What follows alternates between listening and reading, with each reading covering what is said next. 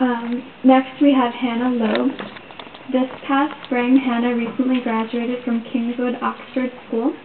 She was a 3-year winner of the Gwendolyn Brooks Poetry Prize and has also received the Brendan Gill Writer of Promise Award in 2007. In the fall, she will be attending Yale University, where she plans to pursue creative writing, music, French, theater, and art history. Hannah.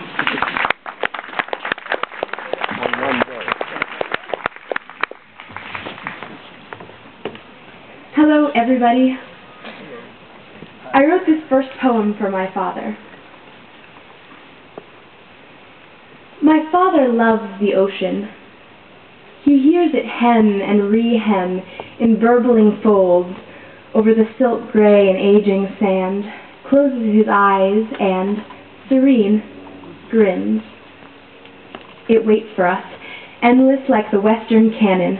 James Joyce whisper the white-capped waves, with their foamy tweed beards shaving away at the sky, and of course the comedies. Now, listing stock characters as we pass beneath a bridge, he is a salty reminder for me of the books upon books, from whose margins my exclamation points will chatter as I footstep after him across the ocean he knows so well.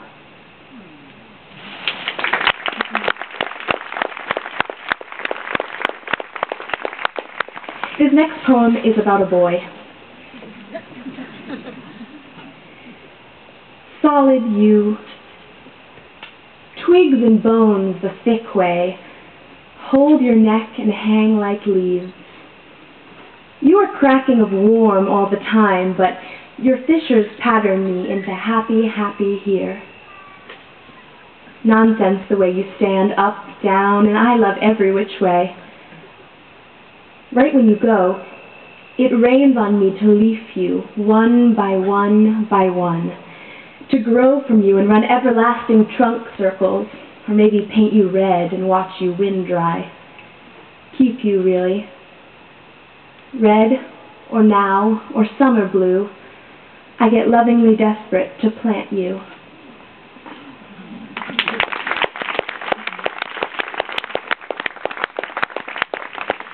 I wrote this poem in January.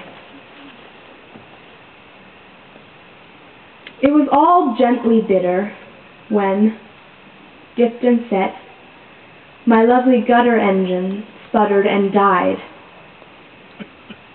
It was all the frantic silence of our skin that left me a sad, dry, heaving hollow on a bed. After we stopped moving, but before we fell apart onto the floor, the thick curtains of my hair clung desperately to his forehead and screamed the watery kisses that would soon choke, gag, and freeze in the thin lamplight of later. "Oh, oh, come back to me," they cried. We will never be finished with him or all the pretty ridges in his face.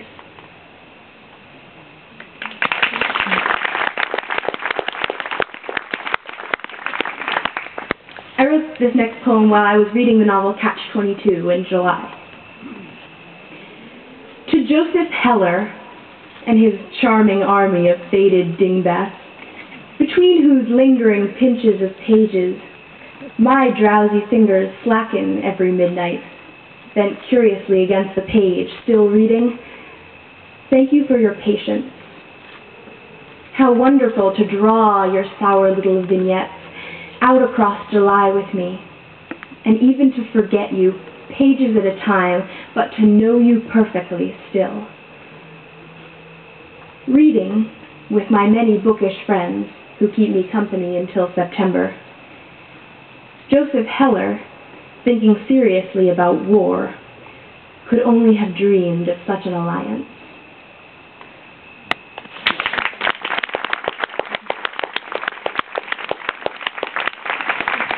In May, my miniature dachshund bit me. I wrote this poem to forgive him.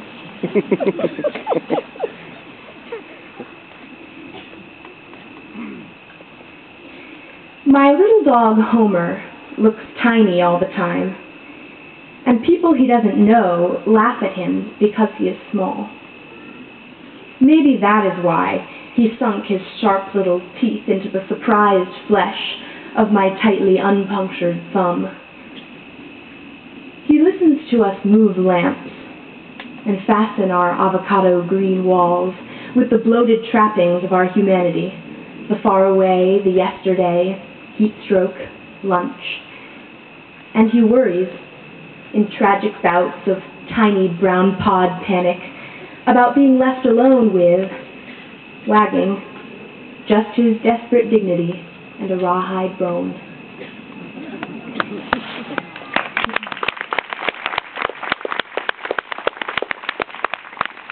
I wrote this poem after I met my many great aunts.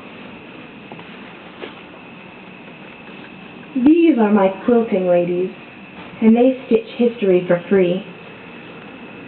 I want to unage, unravel, unwind threads at the corners of their painted lips and, further, their fraying faces.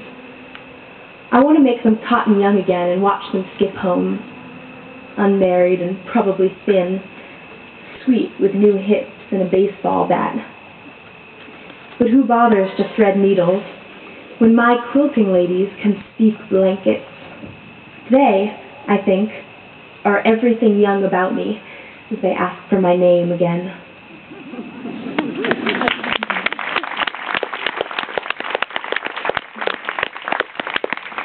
Last week I went to Paris with my mother. I wrote this poem before we left. For 5 evenings a week since 1957, Ionesco has played at the Théâtre de la Huchette in Paris, where La Cantatrice Chauve and La Leçon twist absurdly before women heavy only in culture and their men, waiting for me to remember that I have always wanted to be French. I refuse to forget how we used to posture. It was nothing like the ruminating colorlessness of the way a New England afternoon turns into a New England evening. No wonder I eat so much. Where is the groove in such a gray, waiting summer without something to chew on while I wait for September? Except, we will always have Paris, and right when we arrive, we will follow our maps to the ticket booth where we will finally buy 2 for la séance du soir, mère et fille.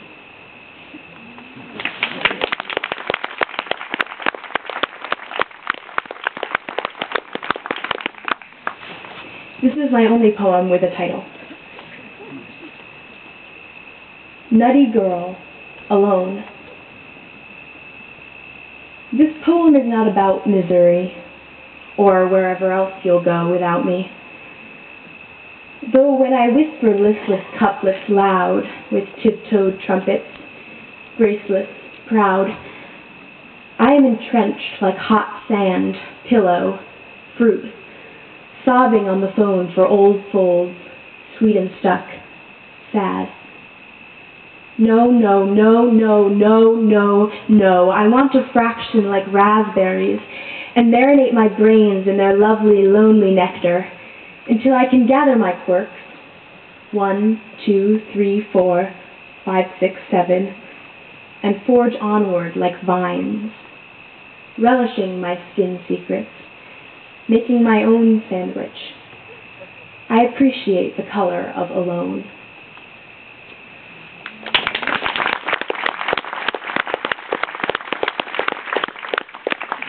This is my last poem. I wrote it because I like to check the mail, even on Sundays.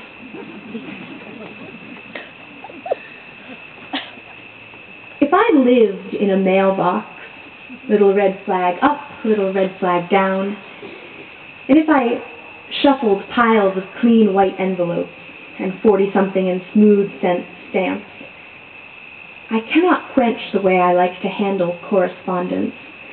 Maybe I am lonely, or maybe I am comforted by rectangles.